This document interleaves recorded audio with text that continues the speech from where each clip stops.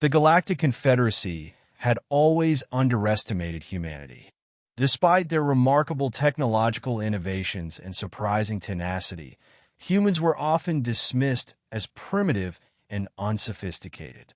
So when the Galactic Soldiers stationed on Earth encountered a human librarian in the dusty stacks of the New York Central Archives, they reacted as expected, with mockery. Is this what humans call knowledge? One soldier, a hulking Drelak with deep-set eyes and a plated exoskeleton, sneered as he kicked a book across the floor. Dead trees filled with nonsense scribbles? Primitive, agreed a lean Xylogen officer, her voice like the hiss of escaping gas. I've seen better data storage in my larval sac. The librarian, a petite woman with glasses perched on the edge of her nose, quietly pushed her cart of books.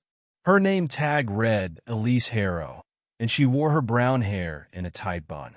She seemed utterly unbothered by the ridicule. If anything, her lips curled into the faintest of smiles as she adjusted her cardigan and continued shelving.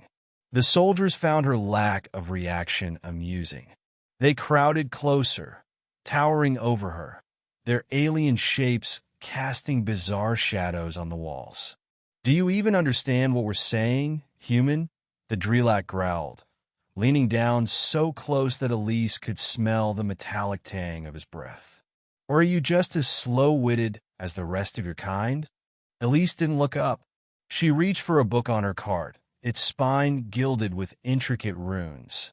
"You know," she said in a soft voice, "people often assume that quiet means weak." The soldiers burst into laughter, a cacophony of alien tones that echoed through the library. "Oh, she speaks," the Xylogen officer hissed, her translucent skin pulsing with light. "What will you do, librarian? Read us to death?" Elise slid the book onto the shelf with a deliberate click. Then, in a motion so fluid it was almost imperceptible, she slipped a dagger from beneath her cardigan. The blade, a matte black weapon designed to absorb light, was in her hand for less than a heartbeat before vanishing again into its sheath. The Drelak staggered backward, clutching at his neck. His exoskeleton hissed as it split, revealing a small incision no larger than a paper cut. He opened his mouth to scream, but only a gurgle emerged before he collapsed, his body convulsing. The laughter stopped. The Xylogen's luminous skin flickered in panic. She reached for her comm device, but Elise was faster.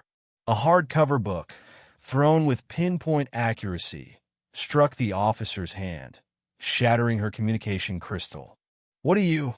the Xylogen hissed, retreating. Her usually fluid movements were erratic, her confidence shattered. Elise adjusted her glasses and straightened her cardigan. "You shouldn't have underestimated me." The officer's compound eyes widened as Elise advanced. It wasn't the speed that terrified her. It was the precision. Every step was calculated, every movement deliberate.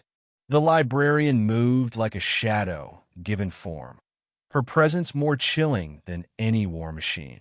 Within moments, the Xylogen was on the ground, her body wrapped in a length of braided cord that Elise had produced from seemingly nowhere.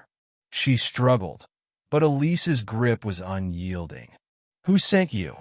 Elise's voice was calm, almost conversational, as she leaned closer to the officer. "What are the Galactic Confederacy's plans for Earth?" "You'll never." The Xylogen's defiance was cut short as Elise tightened the cord, just enough to convey her point. "Try again," Elise said. The officer's glowing skin dimmed in submission. "We were scouting for resistance, preparing for the annexation. Earth will be a colony." Elise sighed. "Typical." She stood, leaving the officer bound and immobilized. From her pocket, she retrieved a small communicator. "Control," she said, speaking into the device. "Targets neutralized. One alive for interrogation." A voice crackled back. "Acknowledged, Agent Harrow.